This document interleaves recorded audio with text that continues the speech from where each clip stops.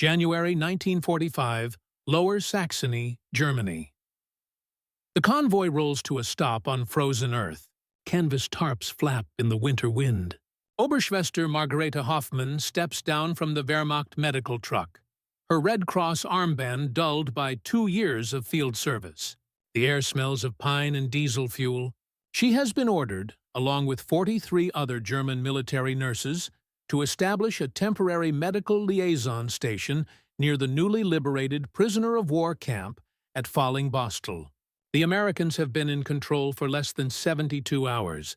She expects ruins. She expects the bitter, familiar stench of wartime neglect. Mud, gangrene, unwashed bodies packed into wooden barracks.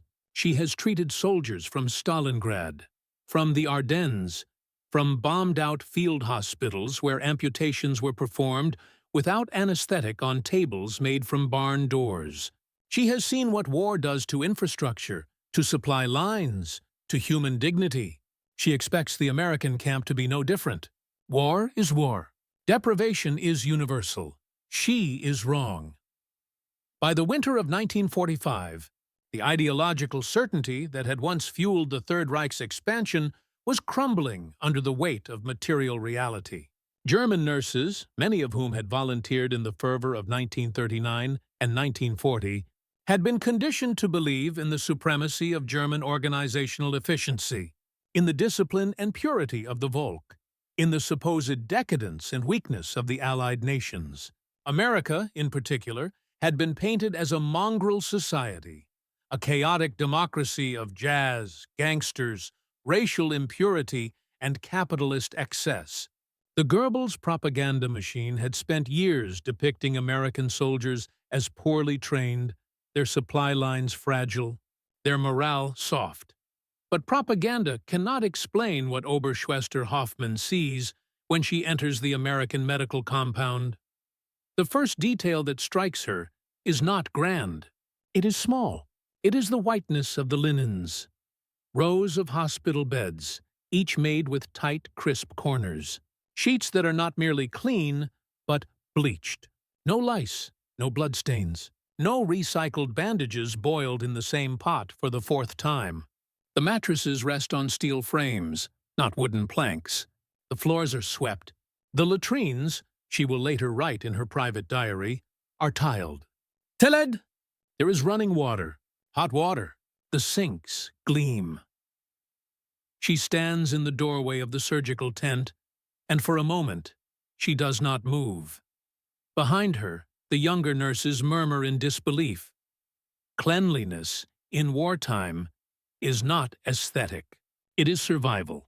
It is the difference between a wound that heals and a wound that festers into sepsis. It is the line between a recoverable soldier and a corpse. Every German field nurse knew this. They had fought for it. They had scrubbed instruments with snow when there was no clean water. They had rationed iodine and sulfa powder like gold. And yet, here, in an American camp erected in less than a week, there is an abundance of sterile gauze. There are antibiotics, penicillin, mass-produced and distributed as casually as bread. There are surgical gloves, disposable gloves, not reused, not boiled and dried and reused again until they crack. Disposable. Nurse Hoffmann watches an American medic unwrap a fresh roll of gauze, use half of it to dress a minor laceration, and then discard the rest. She does not understand. The wastefulness seems almost immoral. In her mind, supplies are finite. War is scarcity. You ration. You reuse. You make do. But to the Americans, there is no scarcity. There is only logistics. The United States, by 1945, was producing more medical supplies than the rest of the world combined. Penicillin production alone had increased from 21 billion units in 1943 to over 650 billion units by the end of 1944.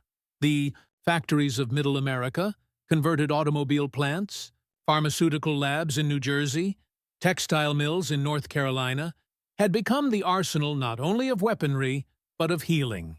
Bandages, plasma, sulfa drugs, surgical kits, portable X-ray machines, even dental equipment, all were shipped in quantities so vast that field commanders complained not of shortage, but of storage space. For German nurses, many of whom had seen their own soldiers die from infected wounds that antibiotics could have easily treated, the contrast was metaphysical. It was not just a difference in resources. It was a revelation of two incompatible realities. One nurse, whose name is recorded only as Greta S. in Allied debrief records, later told an American intelligence officer, "We thought you were starving. We thought your cities were in ruins. We were told your Negroes were rebelling, that your women worked in factories because your men were too weak. But your men are not weak. They are fat. They smile. They have chocolate. And your hospital is cleaner than any German hospital I worked in before the war." Oberschwester Hoffman is assigned to shadow an American nurse, Lieutenant Sarah McCormick, a 26-year-old from Iowa. McCormick moves with an easy confidence, speaking to patients in a voice that is firm but not harsh. She does not shout. She does not strike anyone for insubordination. She jokes with the orderlies. She calls a private by his first name. Hoffman finds this unsettling. In the Wehrmacht Medical Corps, hierarchy is sacred. Discipline is survival. You do not joke with subordinates. You do not question orders. The structure is rigid because the structure is what prevents chaos. But here, the Americans seem relaxed, casual. And yet, nothing is out of place. The surgeries run on time. The infection rates are astonishingly low. The supply inventory is updated daily. The chaos Hoffman expects never materializes. She begins to realize something that will haunt her for the rest of her life. Discipline and rigidity are not the same thing. There is a moment, 3 days into her assignment, when Hoffman is permitted to observe an American field surgeon operate on a German POW, a 20-year-old panzer grenadier with a shrapnel wound to the abdomen. The surgery is performed under full anesthesia. The American doctor works with calm precision, explaining each step to a young medical student assisting him. The wound is irrigated with saline. Penicillin is administered intravenously. The sutures are neat. When the operation is finished, the German soldier is moved to a recovery bed. The same bed with the white sheets, the same warm blankets, the same food trays that the American wounded receive. Hoffman asks Lieutenant McCormick why. McCormick looks at her, confused. Why what? Why do you treat him the same as your own? McCormick pauses. Then she says simply, "Because he's wounded." It is not the answer Hoffman expects. There is no speech about democracy or freedom. No propaganda. Just a statement of fact. A wounded man is a wounded man. The ideology that put him on the battlefield is irrelevant to the surgeon's knife. For Hoffman, this is the moment the edifice begins to crack.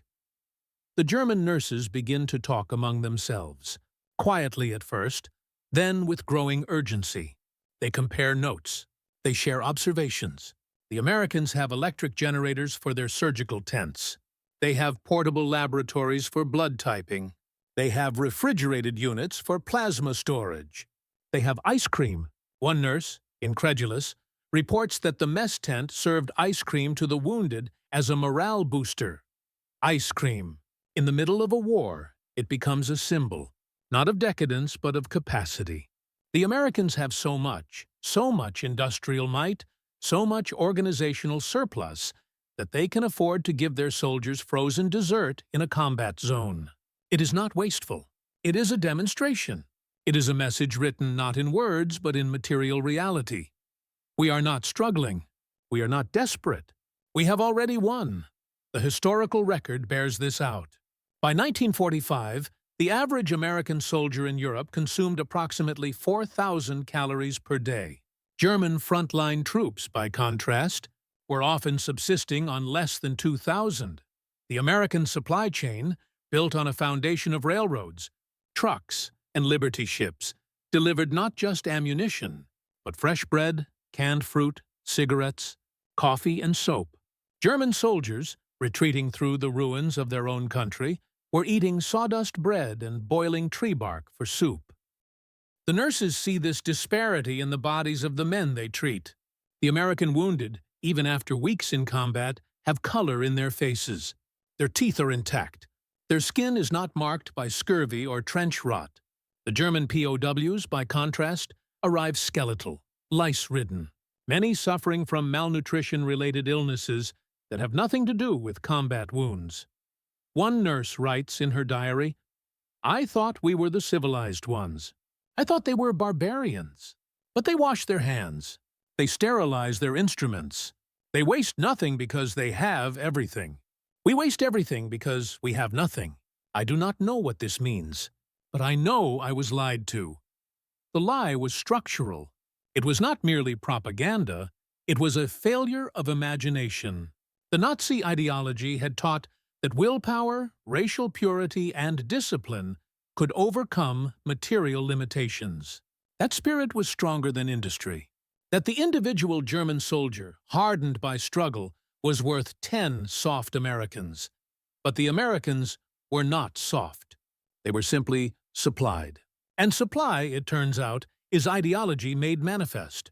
The ability to keep a field hospital clean is not a luxury. It is a statement of values.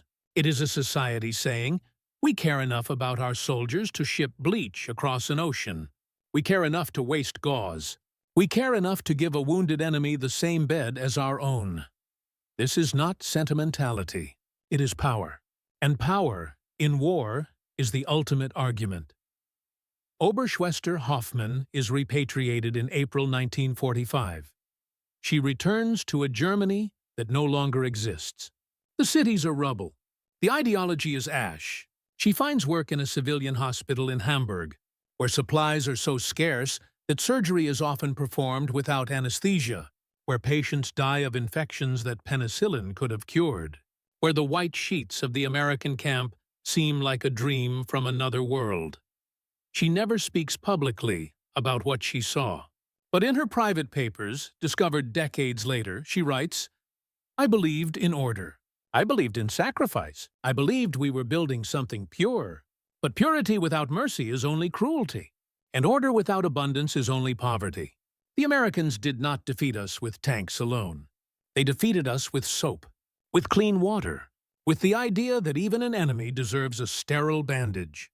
I do not know if this is democracy, but I know it is something we did not have." The cleanliness of the American camps was not an accident. It was doctrine. The U.S. Army Medical Department had learned from the trenches of World War I, where more soldiers died from disease than from bullets. Sanitation protocols were drilled into every medic. Field hygiene was a command priority. The ability to maintain a sterile environment in a combat zone was considered as important as marksmanship.